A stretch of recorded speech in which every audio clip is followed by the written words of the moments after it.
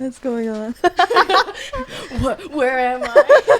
I really like being bored and like just like quiet moments, and I find a lot of joy in those like quiet moments where all you do is just like space out or like observe things that you normally wouldn't. Welcome to the Gathered Arts Podcast. I'm Cass, and that's Kat. We're going to sit down with our creative community and chat about life as artists while Lee paints a portrait of our lovely guest. Whoa! Season 2, guys. Okay. Start. So, I think a good way for the audience to get to know you is through your work. So, we're going to play a little game. Okay. You use such cool color schemes in your painting, so I've grabbed a few swatches from each painting, and then I'm gonna get you to guess which one it coordinates to, and then you can give us like a little blurb about each piece, if that's okay. Fun. Yeah. Do you remember the titles of your pieces? I wrote them down. I feel like it's kind of they kind of escape me sometimes. That's fair. This is one of them. Yeah, so this is the first one, and then you can give a guess, and then we'll swipe together to see what it is. I've never seen this before in my life. This is all gonna be new to you. I think I want to guess.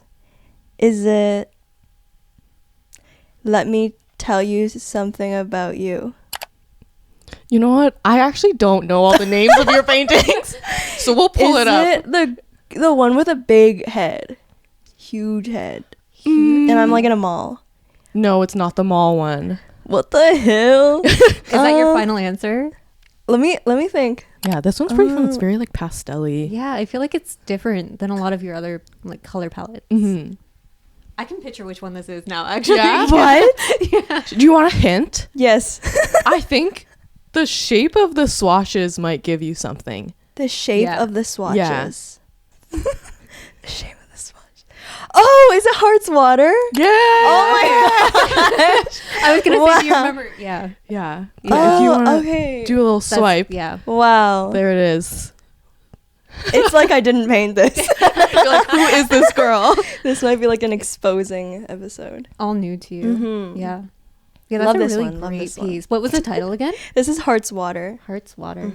It's kind of inspired by like, I guess, Taoist elements, like water being one of like, the building blocks of life itself. And thinking about like how old water is, it's like the water that's ancient essentially is also inside ourselves. And thinking about how like we have a bit of that wisdom in ourselves is kind of like comforting in like moments where moments of uncertainty where you're kind of feeling lost, but then there's like, it feels like there's like a guiding voice inside you. I'm like a vessel in a way, holding on to these ancient memories. And Oh, I really like that.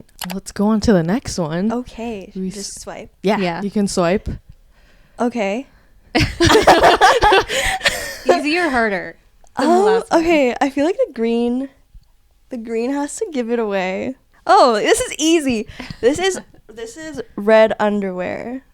I think you're right. Okay, can I swipe? Yeah, you can swipe. You can swipe. Yeah. That makes sense. Yeah, I see that. Yeah. Okay. Whew, thank goodness. A little different from my usual pieces, I guess. It's touching on like this idea of like fear or like imposter syndrome. And so I have these characters that are like waiting for me to play the game, and I'm kind of like anxious, uncertain, and like feeling like I might lose essentially. And the idea behind this one is that I'm wearing red underwear, and when you're playing mahjong, it's kind of like a lucky thing to do to kind of like boost your chance of winning. It's like the cheating way to kind of It's kind of like yeah, I guess, but it's not really cheating. It's kind of just like my fit. auspicious thing. Yeah, a like superstition. yeah. Yeah. And so I'm kind love of like that. thinking about like all my, I guess, successes in the past, and like and I feel like a lot of it is like luck, and I'm thinking like, oh, how much of it is really me and how much of it is me being lucky, and what happens when this luck kind of runs out, like what am I left with kind of thing. And it's kind of like, yeah, it's just like really nervous all around, but then it's also like these people are waiting for me, and everyone has these moments of like self-doubt that they're dealing with, and no one's really focusing on you. And so we should just sit down and play the game. I didn't know the red underwear had stuff to do with like mahjong. I thought it was like a Chinese New Year thing. They're like, if you want the year to like be good, Yeah, that's essentially you have to do all it. these things Yeah, to like yeah. guarantee yourself. Oh, a so it just good like time. carries on through. Yeah, but I guess Yeah. it's just a superstition for. I feel like for Chinese people, it's like wear red anything if you want good. Yeah. Whatever. You want to be rich? You want to be healthy? Exactly. It's always the same rules. Next one. Okay. Stressing you out. Losing brain cells. Why is it so blue? Oh, I got it. This one is Waiting for Thunder. Waiting for thunder. Am I right? I guess we'll have to see. I'm so scared. I can't remember, to be honest. I'm not right. Your latest one too, or like newer one. Yeah. Now I want to see what the other one was, but I do see the colors. I see why you picked those cats. Yeah. I was thinking of like the one where like there's like a turtle biting my hand. yeah. The blue Okay, really I see that. really misled me. There's this Chinese saying which is like swatting flies, which is when moments are like so slow and boring that the only thing you can really do is to like smack at flies. I really like being bored and like and like just like quiet moments, and I find a lot of joy in those like quiet moments where all you do is just like space out or like observe things that you normally wouldn't. And I think that's like something that we don't do as much anymore. Like everything is so fast paced, and it's like if there's empty space, you have to fill it up with something else just to be productive. I guess I don't feel like that's really healthy. I'm like portraying myself as like a waiter essentially in a restaurant. Obviously there's no business, and there's a fly, and like there's like this moment in my hand where you don't know if I'm gonna grab the fly swatter or like grab the camera to like take a picture of it. I love looking at flies whenever it lands on a window. I love like going up and looking at it. Yeah, it's like That's looking so at all the hairs fascinating. and stuff. So that's kind of like me in this moment, I guess, where it kind of allows the viewer to like kind of insert themselves and like think like which one am I gonna grab. And yeah, it's just like being happy when I'm bored.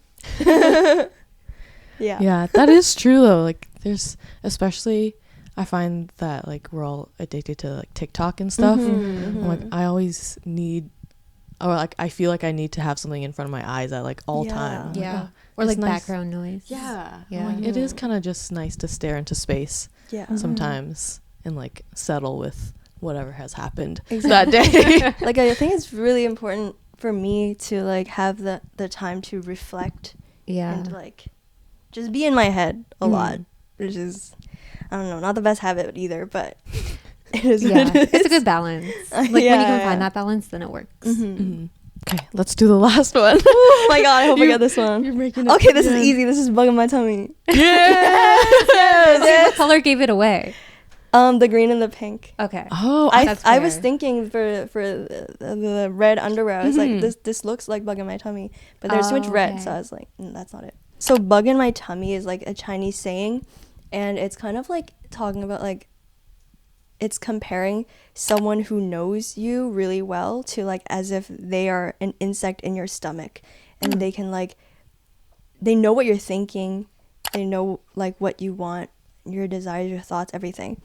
And it's supposed to be like a grotesque kind of comparison. I think it's kind of like giving parasitical, and it's not usually said in a good way. Okay. And then I was thinking how it sounds really similar to like butterflies in my stomach, you know, like the romantic kind of exciting feeling. Yeah. And I think it's really grotesque and romantic at the same time. And like how precious it is for someone to be like a bug in my tummy, and how difficult it is to really find someone or something that really resonates with you, understands you. I'm kind of like a leaf, I guess, in this one, where it's like a caterpillar is like eating its way into my core. Oh, okay. Okay. And I put like these morning glories that are like kind of like surrounding me, because we have morning glories in our yard, and I really like them. They're kind of like, they only really bloom at their fullest for like one day, right? And then after they close, it's just really hard to get them all blooming at the same time. They're all like going at different times and opening and closing and stuff like that. And it's just like the same idea of like how precious it is to be able to bloom next to another flower and like open and close at the same time, and how much like missed connections, opportunities there are. I was also thinking about how like the only time we are really a bug in someone's tummy is when we're, you know, in the womb in our mother's tummy. And you know how like there's like that connection of like, oh, the baby knows what I'm thinking and stuff like that. And so at the same time, I'm kind of like in the womb of the earth, and I'm literally in the earth, okay. in, like, fetal position. Yes. Yeah. And so there's that.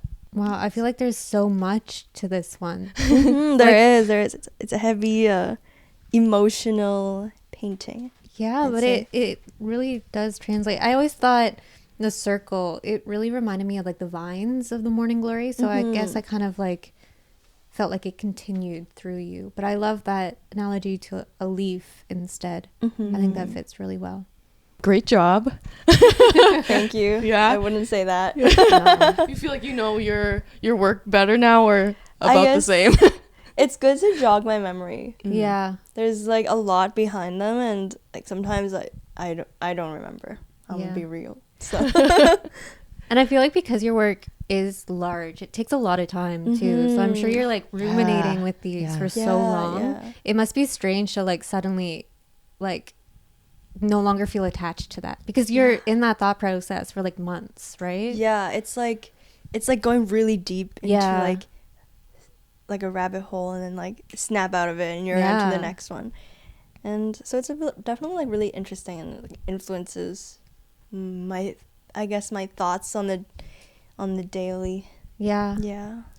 It's kind of sad to think about, actually. Just like how you Just, like jumping. jump from Next. topic to topic, and then just like as a painter you kind of forget where you were starting and like the topics you've already looked at. Yeah. So it's really nice to look back at, because like a lot of the times, evidently, like I forget what I was thinking about, and like maybe they were like really important thoughts to me at a time. Kind of like also puts me back into like where I was like a year ago or like 2 years ago. It's interesting. Yeah. It's like that sensory almost, like, you know how like smells remind you of a specific time and date. Yes. Sometimes? Yes, exactly. Oh, like that's that. really interesting. Yeah. Okay. Let me take this. Okay. Put her over here.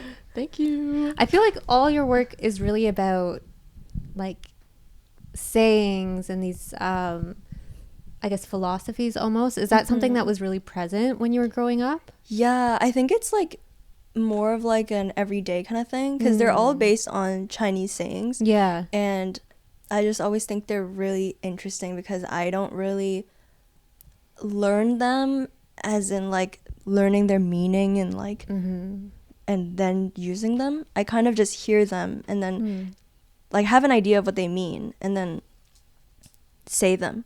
And so it's like kind of, I feel like we use them on a daily basis where we don't actually think about what imagery it's depicting and why it means what it does. We just say it, right? Yeah. And so sometimes I say things and I'll be like, why did I say that? Like, what does it mean? And then I go like really deep, and then it also like has really strong imagery for me and like my own experiences, memories that kind of allow me to have like another interpretation of it, and like with my perspective, I guess. And so that's always been really fun for me.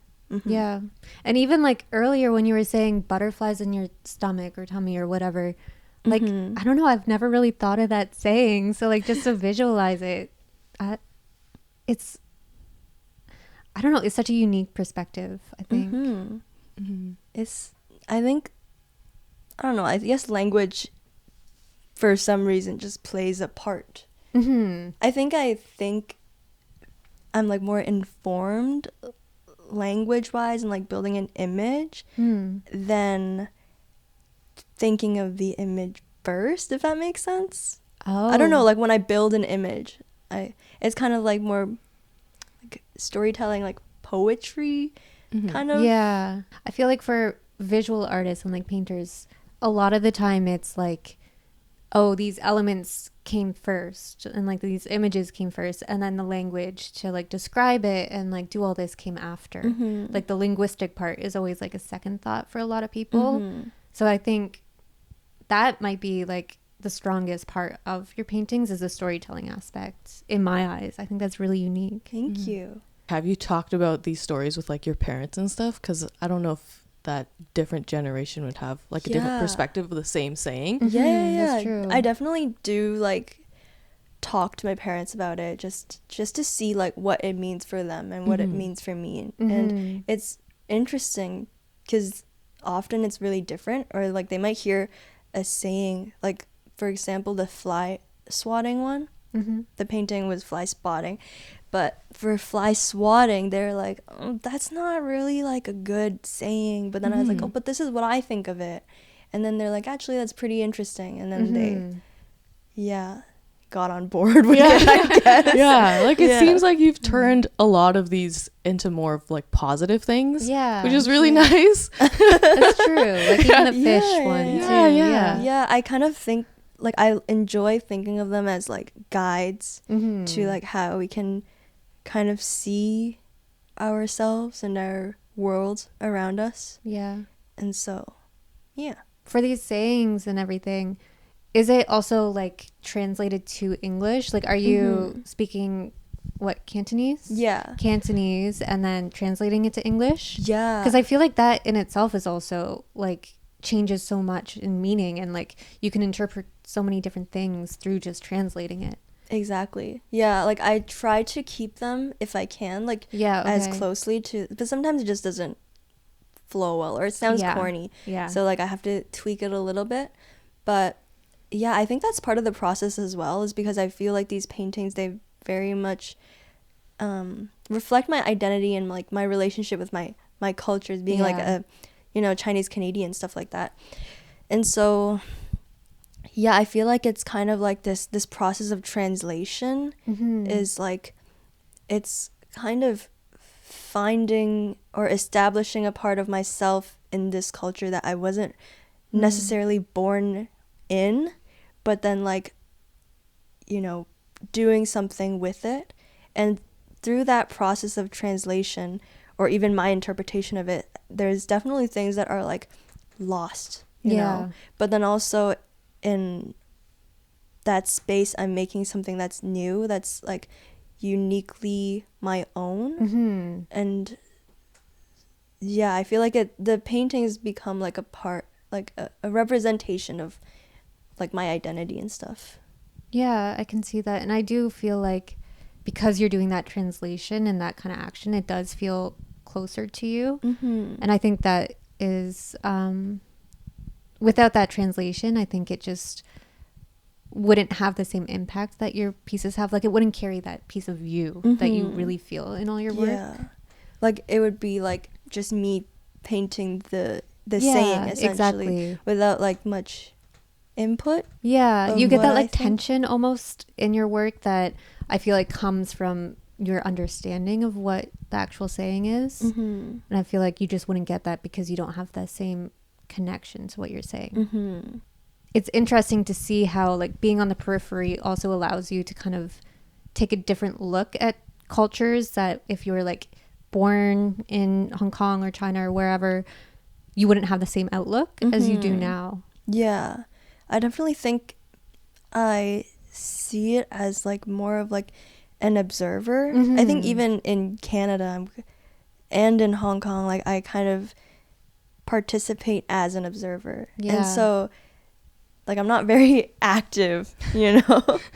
And so that allows me to, I guess, see things a little differently. When you say observer, does that mean like you don't feel yourself situated in that kind of space or culture or anything? You're just kind of like you said, observing, but absorbing what is being seen. You're not necessarily practicing it.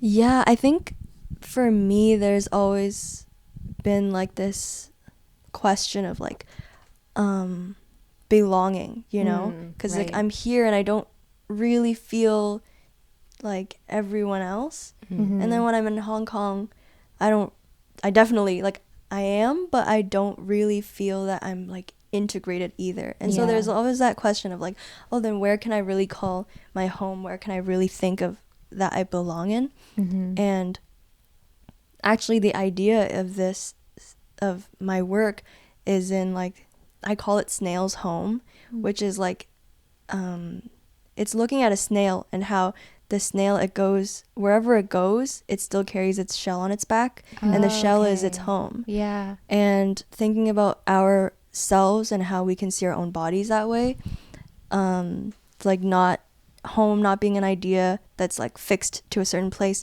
but like in ourselves, this feeling of like comfort and protection that we can find within us. Yeah, it's like making your own little bubble Mm-hmm. instead of like searching for it. You're like, oh, what I have is mine. Yeah. Yeah. I think it's a very like comforting idea. Yeah. Mm-hmm. And I feel like it takes a lot of pressure off you too. Mm-hmm. Because so many people have this like idea that they have to fit in a certain way, and then it like shapes how you act and how you present yourself and stuff like that. Mm-hmm. But I don't know, the way you're describing it is like so freeing. Yeah. It's like the earth under my feet and the Yeah. sky above my head is like, it's all my world, my home kind of thing. It's just like really romantic, I guess. Yeah. Like Cass said earlier, you're a very positive person. Yeah. I love that. Thank you. Yeah. We need more of that, because Yeah, there we is do. like that stereotype where like art is like so sad and like Tormented painful. artists. Yeah. Mhm. It's nice that you have such a like happy or like positive outlook. Yeah. Thank Yeah. you. Yeah, I feel like I was under that impression as well, like where it's like, oh, I need to be so sad. I need Yeah, to be like the talking about sad angstiness. things. Yeah, or else like people won't care. Yeah. Because like people are really moved by, I guess, I feel like darker things because Yeah. it feels deep. Yeah. Yeah. But then it's also like, I'm not that kind of person, and I did try to do that stuff once, and I was like, it's just not for me. And I feel like this, I'm really portraying myself, and it's kind of hard. Like, I feel like people don't take, like, I am taken seriously, but I feel sometimes that I wouldn't be if I would, like, people would see me like a cornball or something. Like, Oh, yeah. oh, this girl, all she talks about is like happy stuff, be happy. But I think it's like more than that, you know? Yeah. I mean, it's happy, but it's still like life lessons in so many ways, and like different outlets or outlooks on life. I think that's the Yes. key for your work. Yeah. Lee, do you want to give us a little sneak peek Sure. of what you're working Yeah. on? Oh God. I'm so excited. I'm so scared. Sorry. Whoa! So much color. Looks like me. Oh my gosh. Yeah, It's good, it's I good. have glass on, but you know it's on top, so I'm leaving it last. Okay. Wow. Yeah, It- you see, I'm trying to do something new. Last season, I didn't do any background. Yeah. This that's time, true. I'm trying to add more funky colors, slightly more expressive. It's beautiful. Where are you getting the Wow. colors? Are the colors in the background, or is it? Yeah, they're in the background environment, something. Ooh. Yeah. That's so fun. That's so interesting because I'm always painting myself, so it's like I don't know how another person would paint me. Oh, yeah, that's that's true. true. That's so cool. You're doing so good. You know, sometimes it doesn't always go better and better as you spend more time. in Oh, the no. background. So Don't Okay. jinx it. I hope I was like, don't get your I hope hopes so. up. Nice. Wow, That's awesome. Well, I am really excited. I So. know. I'm always in awe at how quick he does Yeah, this. I wasn't expecting that. I was expecting like bare bones. Honestly, Right? it takes me a really long time to paint my head and stuff. So When one subject is taken up in a painting, is it done, or do you Oh, kind that's a of good point. explore further? I feel like I don't know. It's always kind of complicated for me. Like I don't really know how to handle these topics. Like some people, they do like several paintings on like the same thing with like very small tweaks throughout. Mm-hmm. But I feel like there's like for me, it's like more of an overall kind of attitude or like general idea, and with like things that go more specific. Mm-hmm. And I think for me, this kind of pausing is in a lot of my work actually. like Waiting for Thunder, the turtle one, the turtle biting the finger is one of them. I think I don't know, but like I feel like there's always like this sense of very like there's just a sense of waiting in a lot of my pieces where it doesn't feel like I'm like, as I mentioned, like I'm an observer and I'm kind of like taking a more passive role in the paintings. And yeah, it's just like there's this feeling that there's stuff going on in my head. Yeah, there definitely is. And I feel like a lot of your work, you're like looking at the camera or you're actually engaged with something in the composition. I don't know, it pulls you in, and I think that's why it always feels like there's something more that you kind of like, you're drawn into it in some way. Yeah, like peeking into your mind. Yeah, kind Like she's of. yeah, doing literally. something. Yeah, I feel like these paintings, they're kind of surreal, right? And it takes you across these like different landscapes and stuff. Yeah.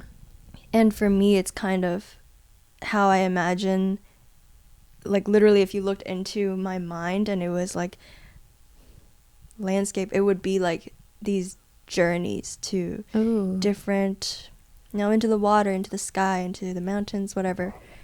And yeah, peek in my mind thing. And I think that really comes in like 2 and 2 with boredom, because I've been reading recently about like how you really have to sit with things and like memories to actually get them like to translate and become long-term memories. So just the fact that you're like sitting with these ideas and really mulling them over, it's like that whole process of really having them as a core memory almost and keeping them in that world that you're building. I think that's really important, and I don't see a lot of people actually looking at this in painting. I think it's really interesting to see like visually. Yeah, taking things slow. Yeah. And like there's really no rush. I feel like the rush is so like socially imposed on us. It is. And do you find yourself like scrolling a lot on social media? I do. I'm on Reels. No, but like I think most of my day is either when I'm painting, and during my painting it's not a lot, like too much thinking. Like I'm not making like very active decision making during every moment kind of thing. Yeah. It's more like a peaceful kind of process. And then I scroll on my free time. Yeah, you get like all the like hard work and like brain energy out, and then you can scroll. Yeah, all work and no play. Yeah. Do you like listen to music and stuff or podcasts? I love listening to music. I love singing while painting. Oh, so much fun. Yeah, but recently I'm listening to audiobooks, and I love it.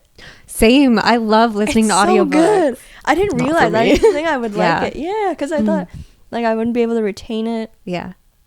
Reading is like a kind of like reading, and then listening is so different. It is. But it works perfectly, and so it's awesome.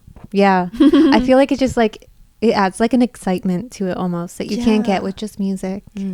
What kind of books do you mind? I really like sci-fi books. Oh, that's fun. Like Three Body Problem. I think that's what on it's my to read list. Yeah. I think my favorites, I have 2 favorites.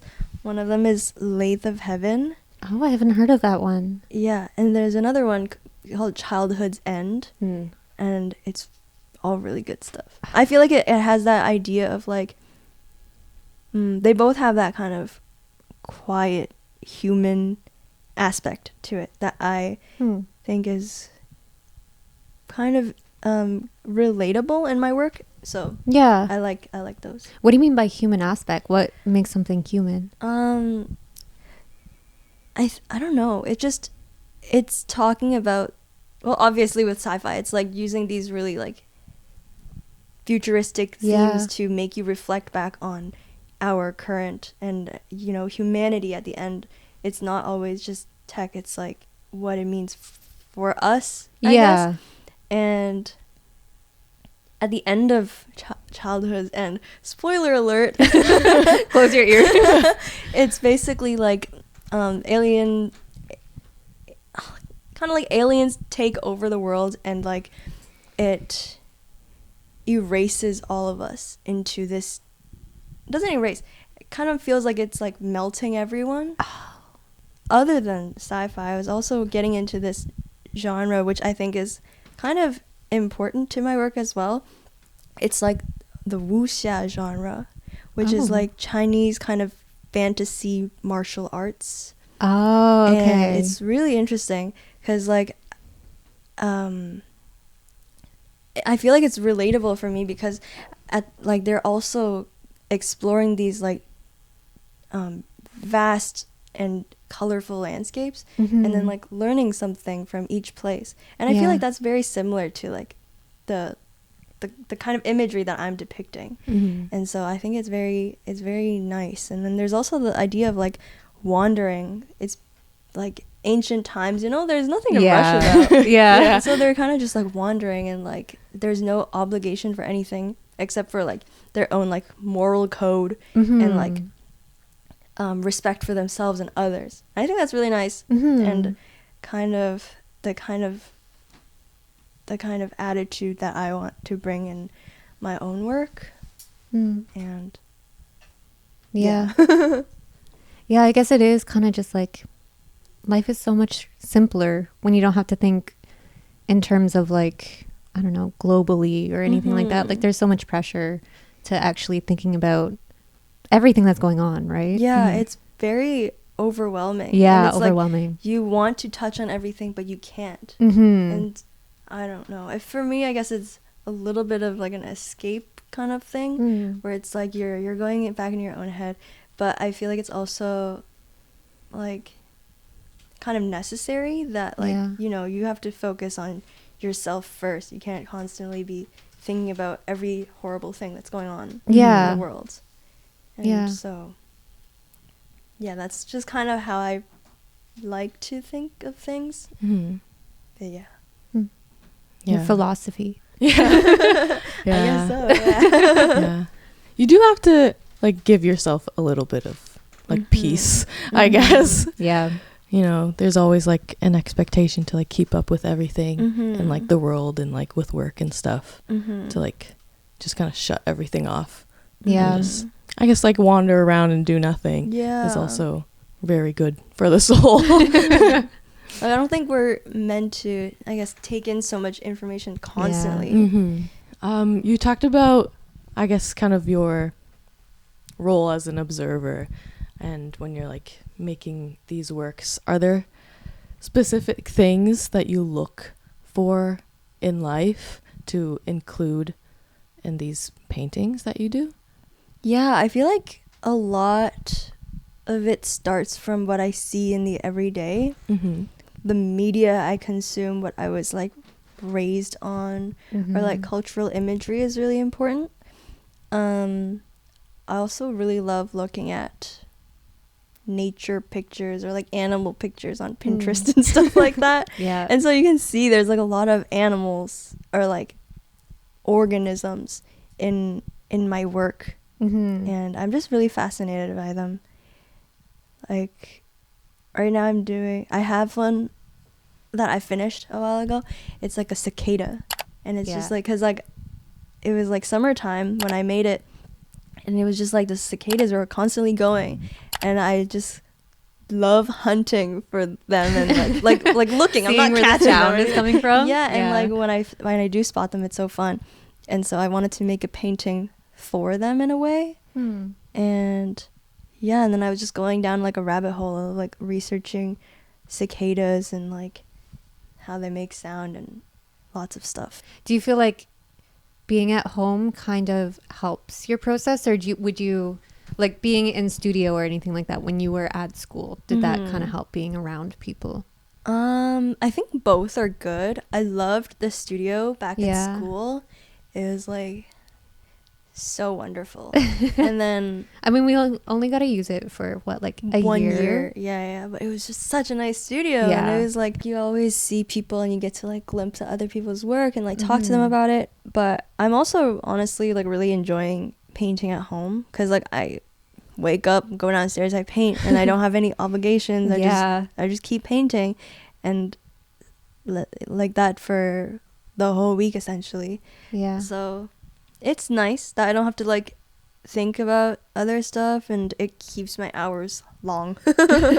Yeah. Keeps you focused. Yeah. Yeah, it's important. Yeah.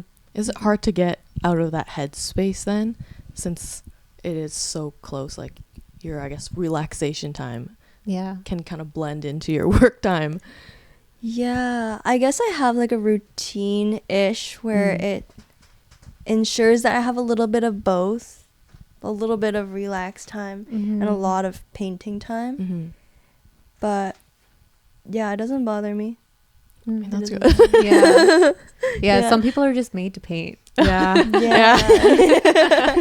I guess. Yeah. I feel like there's like this, I kind of hold myself to like I have to paint. Like I might not enjoy it on some days, but it's like time is ticking. Like the only thing that's really keeping me on track is myself. Like it's not like in school, Yeah. right? So Yeah, it's that's like true. you have to hold yourself to it. Like no, or you'll just show up to the show and with like unfinished work. That's not good. Yeah. Yeah. Worst case scenario. Yeah. Can't let that happen. No. Mhm. Were you always good at kind of, I guess, self-managing yourself, or is that a skill that you've learned throughout your career? I think so. I'm not a big procrastinator really. So I know. Can't Must be relate. nice. I'm like, how? Teach me your ways. yeah, like I like to make very steady and continuous efforts, and I don't burn out too easily either. Okay. So that's a great thing to have, Yeah. I guess. No. Do you feel like your pieces, it's like all one inner world of your own, or is it like multiple kind of spaces that you're building? I think they're all one world. It's just like different landscapes. You know, you travel from region to region in different times, and then there's different things to see. And so I actually was inspired by Journey to the West, the Monkey King. Yeah. Mhm. And so it's like that journey where it's like, oh, he's in the desert now, and now he's in like this cave, like this beautiful waterfall cave, and then now it's this and now it's that. And I thought it was just so vibrant, and so I wanted to kind of, you know, have that kind of, like, I'm able to do it. I'm a painter, right? So it's like I can do whatever I want. And so I chose to do that. Yeah. Does that ever stress you out though? Because you can do anything you want, and I feel like sometimes, at least for me, like guidelines really help point me in the right direction. When people are like, oh, like I'll take anything, I'm like, what? Like anything? Yeah. Sometimes it's like an overwhelming, like, Yeah. whoa, there's too much around me. But then I think that's also what's helpful is that I've established the kind of work that I want to do. And so it kind of gives me like parameters to work inside, but also it's big, so I can do a lot in it. But sometimes I do find myself wanting to like do things that are outside but might not necessarily be able to incorporate in the work, and I think that's just kind of like, that's kind of on me. Is there anything that you've been like specifically looking at? You don't have to tell us. Keep it secret. That's fine. But I'm really interested. I don't know. I feel like the idea of the wuxia Yeah. genre Yeah. was really speaking to me. What about it? Just the like traveling aspect and like place to place martial. It was martial arts, right? Yeah. It's kind of like just so much more fantastical than what I'm doing, and it's like kind of like opening my world, and I feel like there's like a lot more fantasy narrative in it too, like the rules of that world that I don't necessarily do in my work. And I feel like I could, you know, expand on that, build like a stronger world other than just like landscape, maybe. Don't know. Are there certain elements within the world that when you are researching, you're like, oh, this thing is gonna work in this like bubble that I've made? Like, are there like certain signs? Or is it like just base by base like case or what? I don't know. It's totally like there's definitely like images that draw me in first, and I'm like, dang, I really want to do that. Like, for example, I really want to put like rice crackers, like incorporate rice crackers into a painting. Oh, that texture, yeah, that would be so fun. Like, you know, the rice crackers that are like there's like it's assorted and there's like seaweed wrapped around it. Like, it's like a shape of a flower, stuff like that. Yeah. I think that's really fun. Don't know how to incorporate that yet, but it's like these ideas that I think they're just more personal to me because like they there's like a strong kind of bond. I don't want to say I have a bond with a rice cracker. There's a memory there. Yeah. And so that I feel like it really draws me. And yeah, I don't know. I feel like that's so like whimsical too, like a rice cracker. Yeah, it's kind of like tying into, I guess, this childhood kind of thing. Yeah, it's and I guess silly. I like that though, but I guess a lot of your work is also still kind of like childhood and like this nostalgic feeling to them, because it is things that you would just hear in passing like as you're growing up, right? So you're kind of just like looking back at that. Yeah, and I feel like a lot of myself is still kind of in that childhood phase. Yeah. I don't know, but like a lot, like I hold on to that quite tight, and I have like a good relationship with that, so I find myself looking back at it sometimes. Yeah, and a lot of people can't do that, whether or not it's like because they didn't have that experience or they just feel like they've grown past it. I think it's I don't know. It's something that is whimsical and like that keeps the work happy. Yeah. Yeah. Like food is such a big source of like memory and like storytelling. Yeah. So I feel like that makes a lot of sense It for does, you. I'm like, right? yeah, I could see that. Yeah. Like if I saw a rice cracker in your painting, I wouldn't even like blink. I'd be No, like, yeah, not at all. I'm like, yeah, that adds up. Yeah. I was also thinking like I want to do like a pudding or like Ooh. noodles. Like I love Yeah, that lots stuff. of food. Yeah. I know we had talked before, like I think it was a few months ago, about you wanting to do your master's. Or Yeah. was it master's? Yeah, it was master's. Yes. Is that still a thing? It's a thing. Yeah. Yeah. Why? What do you feel? I know, not because it's bad. I feel like your stuff is so heavy and like research based already, and that's kind of like, I guess, what you go for a master's Yeah. for. I feel like it's because, well, I started this series while doing my thesis, and I felt like it was just such, as I mentioned, it was such a good, and like, it felt like my mind was like a spring. Like, you know, like things were constantly coming out of it.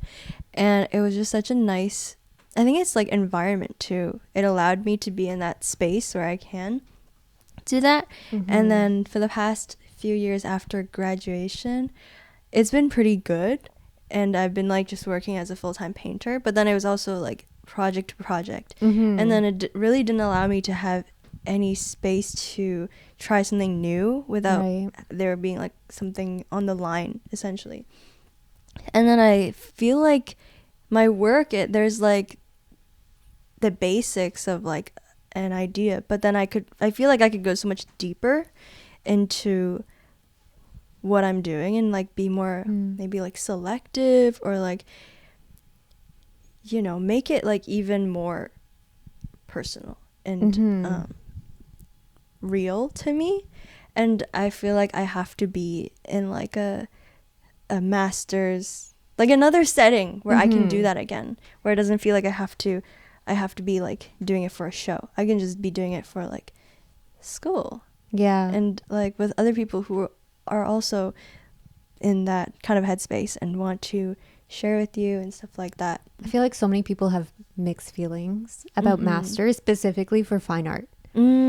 But I think it really depends on the kind of artist you are. Yeah. And it depends on like why you're doing it. Yeah, like exactly. if you're doing it to escape work, like you don't want to work, you want to do it, maybe that might not be a good idea for you. Yeah, exactly. Like, and I don't think that's the case for me. Like I genuinely want to do it. And so I think it's a good idea for me to, and I don't know if it's good. Yeah. But I think I'll make a good time out of it. Yeah, and it doesn't need to be good, right? Like to have this outcome or this expectation that you're going to school and you're gonna have this like final product or idea at the end of it. I don't think that's healthy either. Yeah. But I think going to it with like almost like what you're doing with like this need to want something more. Yeah. I think that's really I don't know. A lot of people don't go to school like that. Yeah. Yeah, I think like even in like undergrad, you know, like a lot of people hated it. Yeah. They're like, I don't know what I'm doing here. Like the things I'm doing, you guys don't want me to do. Yeah. And so maybe it's like same thing where it's like not a good idea for you to do it because it's just not for you. Yeah, that's true. And I think it's different for everybody. So Yeah. Especially with arts. Yeah. I mean, Cass, you went for illustration, right? Do you feel like it was different in any way than how we're describing fine arts?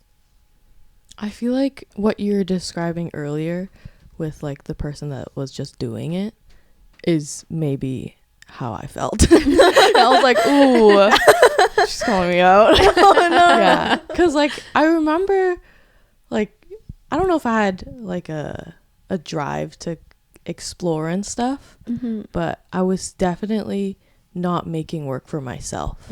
I was like, let me just get this done. I know this professor is gonna like it, and then I can just move on to the next thing I have to get done, and then eventually I'll be done it all, and then I can maybe explore. Because I guess in my head I was like, oh, this is the fundamental stage, maybe it's not time for me to explore. I have to learn everything first, and then once I'm out is when I guess I started that exploration more.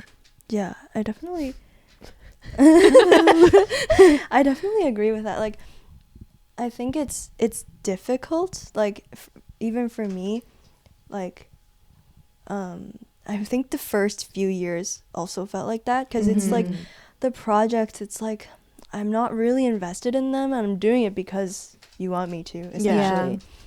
It was only when I was able to do thesis where I felt like this is really like what I want to do and I can actually do whatever I want with it. Yeah. And so I think that's like if my last year was like my first 3 years, I probably wouldn't feel that way, and I probably wouldn't feel like the desire to do my master's and stuff like that. So yeah, that's fair.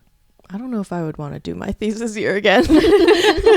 I mean, yours was during COVID, so maybe it's different. It was right before. Oh, I thought it was during. Yeah. Okay. But, like, what's funny is, like, my thesis was about boredom. Yeah. Oh. Yeah, it was, like, all the reasons of why it would be good for you.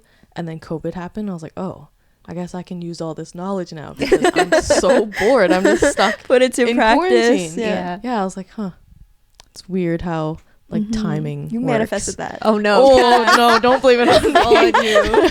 I was like, we gotta be more bored. And I'm trying to, like, relearn that now. So it's nice to hear, like, your perspective. Yeah. I'm like, okay, Yeah. it's not just me going, like, kind of crazy with, like, doom scrolling. I'm like, I have to just, like, stare at the sky. Yeah. Take it slow. Yeah. Yeah. I don't know. It's so, like, go, go, go. And you get a lot of praise for being busy Yeah, you and do. productive. Especially So- as like a freelancer. Yeah.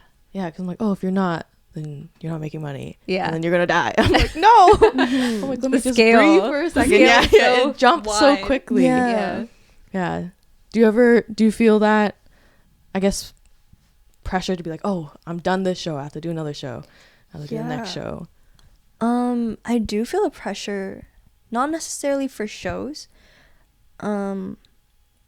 but I do feel the pressure that I always have to be working, and if I don't, then I feel like, oh, something is wrong. Like I'm not doing what I should be doing, and I don't think it's a good mentality. Like we should be able to take breaks without, focusing on, like, without our, like, the back of our head being, like, thinking about that. Yeah. But I just feel like it's so part of how we are now. Yeah. And like we have so access to so many things. Like I take so many process photos, and then like if I'm on the subway or something, I'm just staring at the photo and like seeing where I'm wrong and what needs to change. So it's like always present in my mind. Yeah. Yeah. I find that fun though. I like the problem solving. I do think it's like enjoyable. Like it's kind of like it feels good that it's like, oh, like everything I'm doing is contributing to my main practice. Yeah, It feels good. But I feel like at a certain point when you really need the rest, it can be not so good. Yeah, that's true. Yeah. And sometimes I feel like with a creative career, I'm like, oh, this is such a silly thing to be being paid for. I'm like, I should be grateful that we can make art for a living, so I should do it all the time, because not everybody, there's a lot of people that wish they could do what we were doing and they can't. Yeah. So like, since I can, shouldn't I be doing it all the time? Yeah, like I need to push myself harder because Yeah. I have this. Yeah. Yeah.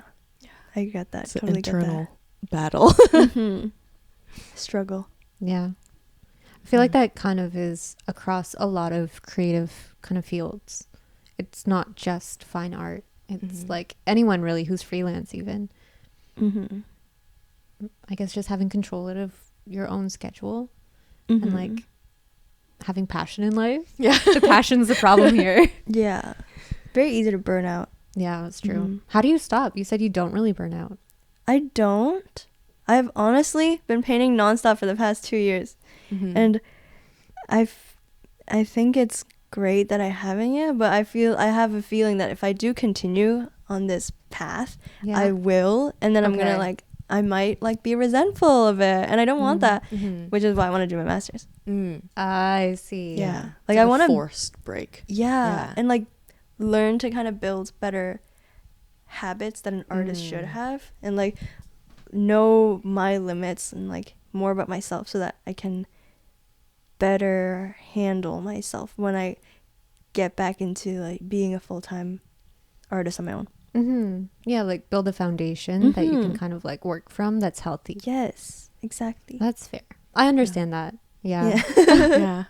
That's so good that, not that it's good to like feel what is it called, like the burnout coming, but it's nice that you know that about yourself. You're like, okay, it could be coming, so let me like be proactive about going in a more positive direction. Yeah. It's like like keeping it sustainable, like the practice sustainable for yourself, so it's not like you hit the wall and you're like, oh my god, what do I do now, and then you don't know because you never thought of it. So I want to be prepared. Yeah, prepare yourself. That's so good. Yeah. Can I ask? Yeah. You said you don't feel burnout. What does that mean exactly? Does that mean you don't really have self-doubt? Burnt out, like where I feel like, oh, like I don't want to do this anymore, like I'm really tired of it and not like passionate about it. Like needing a break. Yeah. It's like a break, but it's not like a healthy one. It's more like you're like your brain is like forcing you to stop because it can't at a limit. Yeah. So that happens because you all of a sudden doubt what you do, you know? I feel like it could be doubt, but it also could just be like fatigue, maybe. I don't know. Has anyone? I personally feel like it's two different things. Oh, interesting. Fatigue is like you just go take a break, you play games or you take a nap. But when you have self-doubt, it just spreads like a virus inside you. I feel like it could be both. Like you could be burnt out and then that causes you to doubt yourself because you don't know how to get back to it. So that could be a lot of self-doubt. But I feel like the fatigue part is not like just take a nap and come back. It's more like over time it's accumulated, and then you just, even if you take a nap, you're like, oh, I gotta get back to work, and I hate that kind of feeling. I think I'm dealing more with self-doubt than fatigue. Yeah. What about you guys? Damn. You also don't burn out probably, and not. I burn out all the time. Same. I'm like every 3 months, I know it's Yeah, there. so I want to expand on this, like how you do this. I know, because but I also feel like when I burn out, I go to like something else. I go to a different hobby until I burn out of that hobby, and then go jumping. That's so funny. Which isn't healthy, but like I don't know. But I mean, if it works for you, I don't know if it doesn't have to be does. healthy forever. Is it working? I don't know. Yeah. Yeah. Yeah. I feel like self-doubt is definitely like, I do feel that a lot though. Do you? Yeah, because like I feel like self-doubt because I'm not getting validated, maybe. Like I don't feel Okay. like I'm getting validation. Like I feel like maybe like after I do a show and it's like boom, everyone's like, oh my god, you're amazing, blah blah blah blah. Yeah. And then after that, like a month or two, and then I'm not posting much. I'm not like Right. showing my work to people. I'm just like holed up in my house, Mhm. and it's like only people saying my work is good as my parents. And then sometimes I'm like, That's important still. which is Yeah. great, but sometimes like, oh, I don't know about this, and then it starts like getting to me, Mhm. and I'm like, what if I fell off? And then but then it's like that dopamine rush of doing the show, and it feels validating. Mhm. But I shouldn't need that, you know? Yeah. Like I don't think it's healthy that I need that. I don't know. Mm. I think it's normal. It's very human. It is. Yeah. Yeah. for sure. Can't be perfect. No. It just always. Is it the self-doubt? Is it like ability? Because I feel like there's so many different versions of self-doubt. Is the self-doubt about ability, or like the content of the work, or even like how present you are in the paintings? I feel like it depends on where you are in your practice. I feel like my self-doubt is in like the content more. I don't. Oh, the content. I think technically I'm pretty solid, Mhm. so I Yeah. don't worry too much. I think I'm more like I feel like always for me conceptually has always, it's never been my strong suit. Really? Yeah, like I only actually started conceptually thinking for a thesis, Mm-hmm. and so I feel like I'm relatively new to that. Yeah. Oh, you and Lee should talk. I feel like Lee is the exact same way. He says the same Yeah. thing all the time. Yeah. I feel like you're doing pretty well though. Like I definitely see you like turning a new leaf. Trying. Yeah. It's great. Yeah. Lee, what did you say earlier about the Oh, painting? I have to sit on camera. yeah, you Yeah. gotta say it on camera. I really like this new style I'm trying, Mm-hmm. and I said this might be the best one I've done so far for the podcast. So now he has to show us, obviously. Okay. Dun. Oh my gosh, you got it! That Wow. is so much more detail. Thanks. Oh my gosh, and the glasses? Yeah, I was I was kind of about worried to the say. glasses would be annoying, but you killed it. Awesome. Damn. That's really This? good. Oh, this? You have to say it again. Damn, that's really good. Wow. Thanks. Oh my gosh, I love the redness on the cheeks too. The temperature is really good. Is your hair not pure black, or it's just the lighting? I don't know. It should be black. It looks black. Like some people has slightly. I think your hair is slightly more brown than Cass. Maybe it's the lighting, cause I do see a hint of red with the ring light. Maybe it's like right on this in the light. Yes. So Maybe. it looks like I that. see a hint of like redness, and I exaggerated it. That's so good. Wow. I Okay. love the glasses so Awesome. much. I I know. know, it's so Was it hard to do the cute. glasses? The perspective is the hardest part, I think. Yeah. Otherwise, it's not too difficult. It's kind of scary. Like doing glasses is like, if you mess it up, then it's like. Oh yeah. Yeah. you gotta, Especially with like wet remove paint. it. Yeah. Yeah. Wow. So good. Thanks. Little golf clap. I can't. I don't want to hit the mic. What's a golf club like this? Like, yeah. Oh, I thought you were like clocking it or No, no, something. no, no. I was gonna like snap or something, but I'm like, I don't want it to Slam be like. poetry. Yeah. Okay. Oh, Wow. Do you Love it. do glasses for your paintings? I feel like you don't. No, right? I never do. Why? 'Cause, like, God. right? I just realized. Yeah. It's because like, well, before I wanted to do it because before I would take my glasses off, and then because I have monolids, and so people would be like, you look really weird with your glasses off. Oh, And, really? like, That's so rude. I know, Like, and okay. I was like, that's messed up. And Yeah. I feel like it's just because like I don't like take my glasses off a lot, and so people Yeah. aren't used to it. And then I'm like, okay, then I'm gonna like me is not default with glasses. Yeah. And so like I feel like that is my Oh. truest self, and so I should paint myself with my glasses off. And so I did, and then now it's really interesting because like when I show it to like art fairs and stuff, not a lot of people, like I'm often standing next to my work, Yeah. but then people will be like, they won't register that Really? it's me. It's like Superman. That's crazy. Literally, I think that too. I'm like standing there, I'm like, hi, and they're like, hi. I'm like, I'm the artist. Like, let me know if you have any. You're the artist? And then I'm like, yeah, but it's so kind of insane. nice to go incognito like that. And it's Yeah. also good that people don't necessarily register it as a self-portrait all the time. Yeah. Like, they'll just think of it as like a person. you Yeah, know? that's And true. so I think it's fun. I mean, I still think that's crazy because I see it as you right away. Yeah. Like, I don't see, maybe because I know you, but Yeah. I don't know. yeah. I've gotten some weird questions. Oh, I want to hear. Do you remember anything? Yeah, like someone asked me, like, there's like, and this is your daughter? I'm Oh, like, no. girl, I am 25 years old. Do you think I have a 25-year-old daughter? That's insane. Hello. Oh my God. It's crazy. But Was yeah, that these people are just, they refuse to, they're also like, and that is, and I'm like, that's me. And they're like, okay, good. I didn't want to be like racist. I didn't want to say like all Asians look the same. And I'm like, no, you're good. You're Yeah, good. you didn't have to It's- go there. Yeah, you don't have to say it's my daughter. But yeah. I'm like, you do a good job. It looks like you. No. Yeah, like, it looks shocked. exactly like the Yeah. picture that I take, but I guess Yeah. it's like in the collage, it doesn't, like, I don't know, maybe it just doesn't register. Yeah, with Yeah. like the overlays and stuff. Yeah. Yeah. I don't know. I guess funny. people see things differently. I guess so. completely. Yeah. Yeah. You draw Yeah. yourself without glasses too. I do. I guess I do too. Yeah. It's also like you don't, like, it's so annoying. It is. And it Yeah. kind of dates the painting, doesn't it? That's like, you true. change it. Yeah. Like the style. Yeah. The style, and it's like, this is of an era that's past me right now. Yeah. So it doesn't feel good for me. No, I agree with that.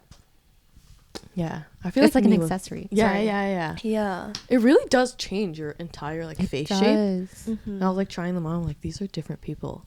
But like when I did used to paint more of myself with no glasses, I'm like, that's a different person. Like that's not me. I'm like, it is a portrait, but like not of me in a way. Yeah. I'm like, So you that's- find yourself like connecting to the one with the glasses more? yeah. Like even when I see myself Honestly, with no yeah. glasses, I'm like, that's Yeah. maybe like a different alternative version of It's Cass. also That's because you can't true. really see yourself without glasses. Yeah. Like what's It's like that you blurry? either have to be like this close, or like it's like I can't even see it. Mhm. That's like I don't know what I look like. Do Yeah. glasses make people look smarter? I feel think like- so. I don't know. Everyone said that in Or like dumber. elementary school. Yeah, really. Depends what frame you choose. Yeah. It definitely depends on the frame. There's some funky looking ones, Yeah. Yeah, which it's definitely a statement. It is. Yeah. So, But and it's I feel fun like to usually make it's a statement. boost. It's not like, oh, you have the stupid glasses on. No, I don't think I've ever looked up someone and been like, "Oh, you shouldn't have chosen those." Yeah. yeah, it is like I do often see creative people with the most, I guess, is flamboyant the right word? Yeah. Yeah. You know, I'm like, oh, Expressive. yeah, I'm like, that's not normal, but like it fits and it works and I love that for you. Yeah. I'm so glad somebody's wearing fun glasses. Like, Yeah. yeah. Yeah. Now Cass is the positive one. Thanks, guys. It's up and down. It's up and down, guys. Comes in waves. Yeah.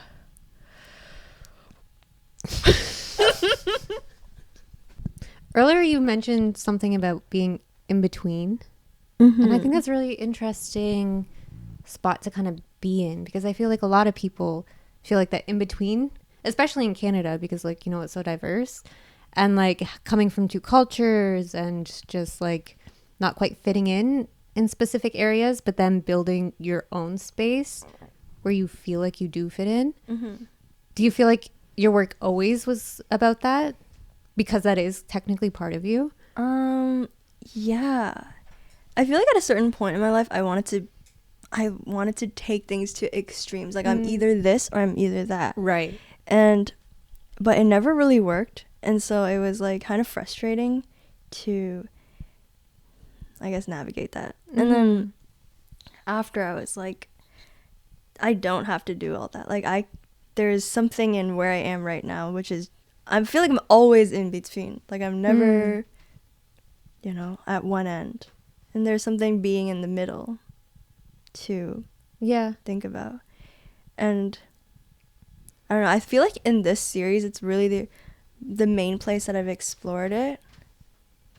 Otherwise, I tried to take sides, Okay. and it didn't feel real. It didn't feel genuine Yeah, to of me. course. So, Do you feel like you were pressured to take sides in specific Yeah, I feel like- communities? maybe not much in community. I feel like it's more like in classes and stuff. Like they Okay, always want you to yeah. talk about something. It's true. Yeah. It's like you always have to talk about. It feels like there's like this expectation that you're talking about something negative in the world. Mhm. You know, Yeah. so you always have to do that. And for me, it just didn't feel like I was speaking really truthfully. Not that I disagreed with what I was saying, but like I don't know, it's hard. Yeah. Mm-hmm. Yeah, and I also felt that kind of like pressure to say more with your work in school specifically.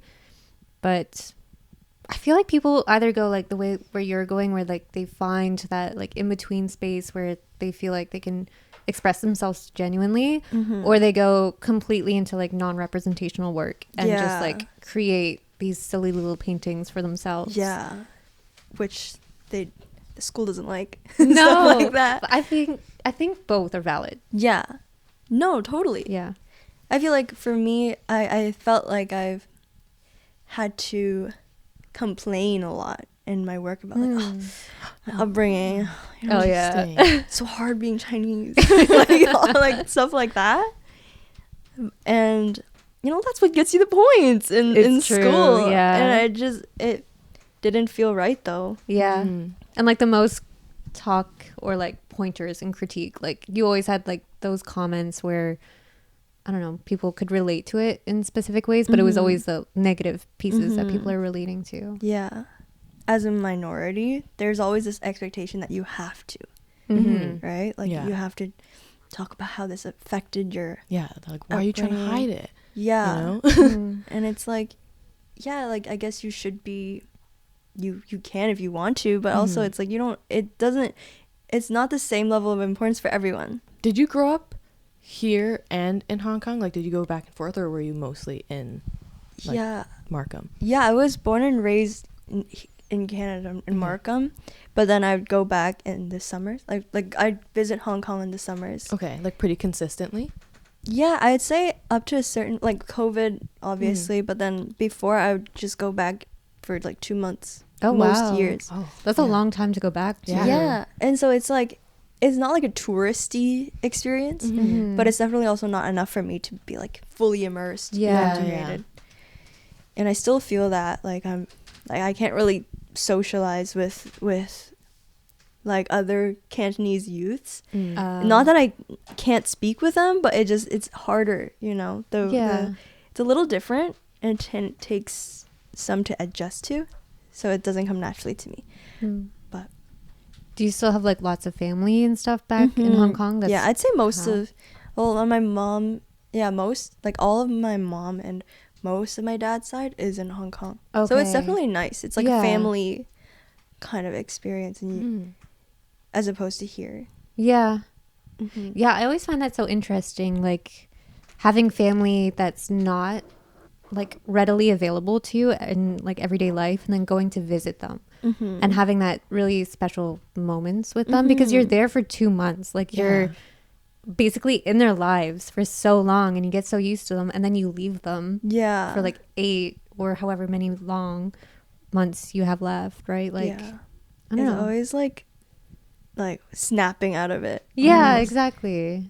Kind of sad, but also there's our own lives here, so, which is something I look forward to. Yeah. Yeah. Do you ever wonder, like, oh, what if it was like the other way around? Yeah. Well, I don't think I'd be visiting Canada if I were like just like, what's it got to do with me? Yeah. But I definitely think it affected my upbringing that I'm not from there. I think it's good because I feel like it's more stressful being a child in Hong Kong. Like growing up and like grades are more important. Right. I don't think I'd be able to be so lax about it. Like I was really lax about Were you? yeah, it's like I'm not really good at anything else, and I know I'm gonna be an artist. So Oh, I'm that's like, so funny. yeah, so it's like I can take it easy. I can do well. I did try in school, but like I don't have to excel at it the way Yeah, that I would have had to if I were in Hong Kong and stuff like that. I always wonder that too. Not if I grew up in Hong Kong, but sometimes I wonder, I'm like, oh, if I went by my Chinese name instead of my English one, I wonder if I would be like a completely different person. Like here, yeah. Because I know you have your Chinese name is like within your full name, right? yeah, you as well. Yeah, but it's, you don't really. mine's refer to just yours. it's like a government Yeah, thing. same Yeah. for me. Is it like almost going by your middle name? I guess Essentially, a little. but the middle name is your actual Chinese name, I Yeah. guess. Oh, I see. Okay. Yeah. And like it sounds a lot more foreign, obviously. Of course. Yeah. Like it has different context Yeah, I'm to like, it. I wonder how I would have navigated life differently if it was just that and I didn't have like Cass. Yeah. Yeah. Has that ever come across your I mind? did think Yeah. that. I think we're unique. Yeah, I'm like, oh, it's kind like now I really appreciate it. Yeah. But I remember as a kid when we would do like EQAO Yeah. and like since it's by your government name and they'd call it in front of the class, I would like I would like count the names coming up next to mine. I was like, oh my god, it's coming. And then they'd say like run to the front and get it. I'm like, okay, just get it over with. But now I'm like, oh, I feel like I'm appreciating Yeah. that side of my, I guess, life more. Yeah, there's only one Hayley Chiu. Yeah. Yeah, it's Yeah. very specific to me. So I like it, and I think it'd be interesting. Did you ever grapple with that? No, I don't think so. I No? don't think it was a big problem for me. I mean, you grew up. Markham, I feel like, is quite. I'm not Totally. Mississauga is too, but You're from Mississauga? Yeah. Oh, okay. Is it a dominantly Chinese? I don't think it's quite as close to I Markham. think But when I was a kid there, I would say it was pretty like evenly mixed. Okay. Maybe still a little bit more white. And then by the time I exited like middle school, it was maybe more Asian. Oh, Yeah. that's interesting. It was like the opposite for me. Like I feel like growing up, it was dominantly Chinese, and so that's why I never had like that big of a struggle, I guess, because it's like everyone else is Chinese here. Yeah. And I guess it's good because it allowed me to express myself more in that way. Not that everyone was like had like such a tight bond, of course, but for me, I did, and I was able to express it without any judgment. yeah, And yeah. I think it's uncommon for like, I guess for all parents, I don't know if a creative career is like, yeah, I want my kid to be an artist. Is that what, because you said you wanted to be an artist since you were very young. Did your family know that, and like were they very encouraging about it? Yes, the thing is my That's parents are awesome. like graphic designers. Oh, okay. So it makes they're like sense. already Yeah. in, and they're Yeah. like, they kind of actually pushed me to be an Oh, artist really? before. I guess they encouraged me. Yeah. Yeah. So like I was drawing since I was like maybe like 3 years old, and they're like, wait, she's good. And then they're like, yeah, we should just keep encouraging her to do that. And like if she wants to be an artist, then yeah, she can be an artist. So I never considered anything else because I was like, yeah, I'm good at it and I like it, so I'm going to be an artist. Duh. Yeah. So that was like it for me. And sometimes I wonder what it would be like to explore other career paths, but I never had to, which could be a good thing, could be a bad thing. Yeah, you had like there was never anything where it was like maybe I could do that. No, nothing like Wow. serious. Yeah. That's so nice that like your parents are kind of in that world too. I feel like there's so much guidance that maybe a lot of people have to learn on their own or at school, but to like have that base, Yeah. it's like sick. Yeah, it is really good. And there's no like resistance. You know, I hear like a lot of people, most people get resistance from their families, and I don't. And I feel like it really made things much more smoothly for me, which is so totally grateful for that. Yeah. Do you feel like they can also understand your career path more because they're coming from the creative side? Definitely. I think they are able to, they also are very invested in my work, and they love to like give input. Oh, I into love my that. work. And yeah, so it is pretty nice. Did you have the same experience, Cass, or did you have pushback? I didn't get pushback. I don't know if that's because my older sister had already kind of chosen a more traditional path. So like, okay, this one You can experiment. She can experiment. She'll figure it out. Yeah, they're definitely like very encouraging. I don't get the input though, which I think is good because their perspective is very different since they're not in the field. But I would consider myself pretty lucky with the situation I ended up with, because it's definitely harder for a lot of other people. And I feel like as a tattoo artist too, there's so much stigma to that in like older generations. Like, I don't know. I mean, yeah, for my family, I think they were just happy that I was able to support myself. That's so sweet, actually. I think that's usually the main concern. Yeah. For a lot of parents, like, oh, can they, live and survive outside of the family? And with art, it is one of the harder ones. Like, Yeah, oh, okay, cool. She can figure it out. I was like, I got this. But yeah. That's so good. Yeah. What about your family? I would say, like, they're supportive, but there was never any push one way or the other in terms of like, oh, okay, you want to do that? Sure, do it. But like, there's no like level of investment in it, if that makes sense. Yeah. So I had the freedom to kind of do whatever I wanted, but maybe not the encouragement in the same way, which is good and bad, depending on like your education style, maybe. Yeah. What about you, Lee? It's very similar with Cat. Yeah.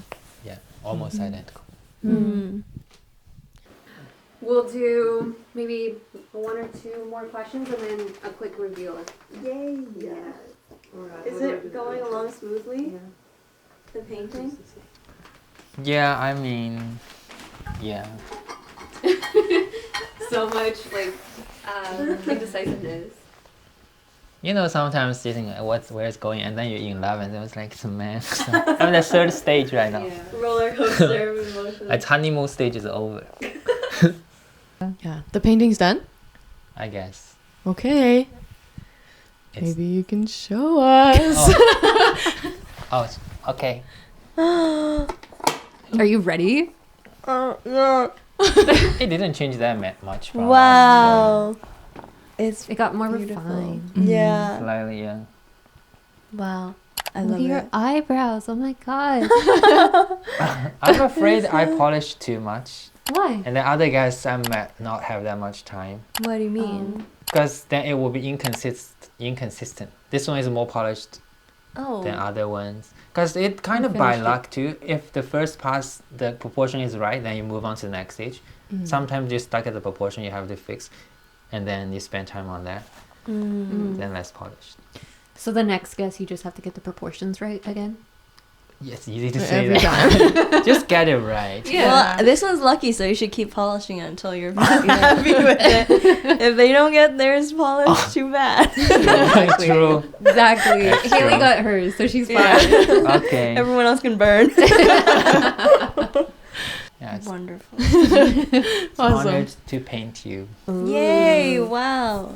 It's an honor to have my first portrait done. Well, Hayley, thank you so much for joining us on this episode, the premiere of season 2. Yeah, thank you guys so much for inviting me. Of course. And lovely chat.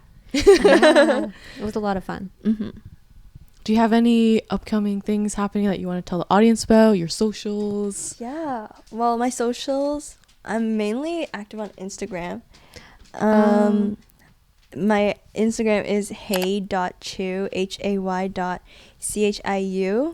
And then upcoming, I have artist project in I think late March 27th-ish. Okay. So I'm going to be doing that. And yeah, super excited.